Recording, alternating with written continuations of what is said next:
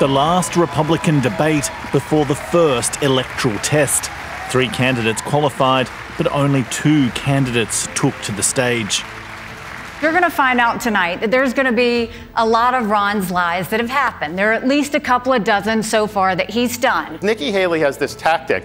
If you hold her accountable to her record, first she'll say, I never said that. Well, one good rule of thumb, if she says she's never said something, that definitely means she said it. The elephant not in that room was former President Donald Trump, who skipped the debate and instead held his own event on Fox. I'm leading Biden in every single poll that's been taken over the last month or two.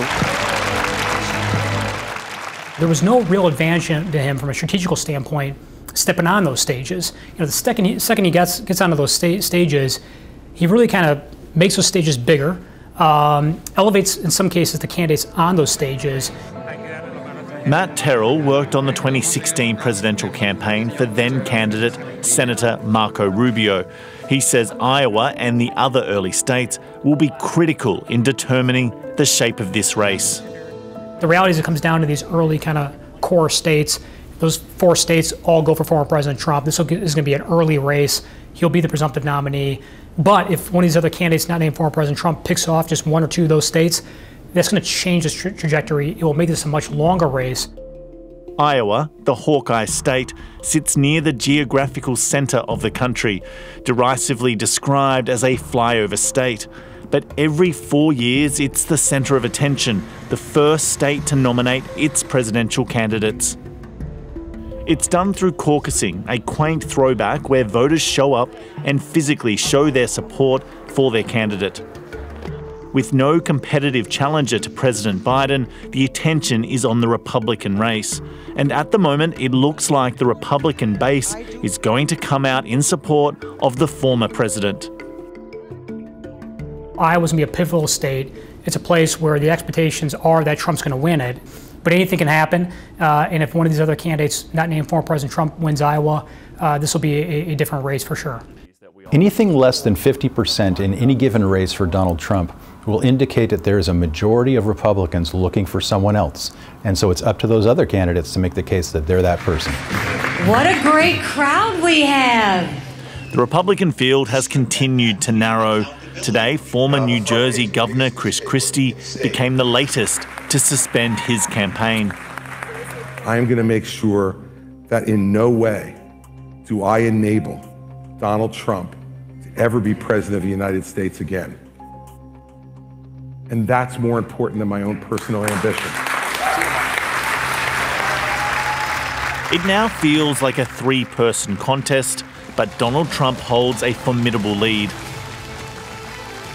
Nikki Haley is polling better in New Hampshire and South Carolina than Ron DeSantis is. And so he may have a very uphill struggle if he doesn't do well in Iowa. However, one of the things that they're doing here is they're not just running for 2024, they're running for 2028. Professor Todd Belt says Nikki Haley and Ron DeSantis are struggling to take votes from Donald Trump, and both seem reluctant to take him on directly. The argument doesn't seem to be breaking through at all that they can do a better job of doing Donald Trump's policies than Donald Trump. But the reason they're doing this, of course, is they're waiting for something to happen to Donald Trump. They want to be there and they don't want to alienate his voters, and that's why we're seeing them take this tack. Donald Trump's biggest threat might not be political, but legal. The former president is facing 91 criminal charges across 4 court cases. Each trial comes with the possibility of jail time. Separately, a court in Colorado has declared him an insurrectionist over his role in the 2021 January 6th riot at the US Capitol. The US Supreme Court will determine if he can actually run. Essentially, the Colorado Supreme Court found that because the president had engaged in insurrection or rebellion under the Section 3 of the 14th Amendment to the Constitution, he is ineligible to appear on the ballot. The Supreme Court has usually used the First Amendment's right to affiliation to allow the political parties to do whatever they want, to say who their nominee is going to be and who is going to be on the ballot to represent the party. So I think he'll survive it. While Donald Trump could face 4 separate criminal trials this year in New York, Florida, Georgia and Washington, D.C., there's an increasing chance that none of them will actually take place before the election. The odds of conviction for him in these cases, particularly the federal cases, are very strong. So I think from the president's perspective, the best outcome here is sort of political maneuvering around the cases rather than sort of plowing through them like a sort of standard or regular defendant would have to do. In his first major speech of the year, President Joe Biden attempted to focus voters' minds squarely on what he's called a fight for the soul of America. Democracy is still America's sacred cause is the most urgent question of our time. And it's what the 2024 election is all about. The choice is clear. Donald Trump's campaign is about him, not America, not you. Joe Biden and his campaign want this election to be a choice between Trump's America and Joe Biden's America, between chaos and the return of government to normalcy. They don't really want it to be about what they started off talking about, which is Bidenomics, which makes it more of a referendum on Biden. That hasn't worked so far. Joe Biden is clearly building his campaign to defeat Donald Trump again.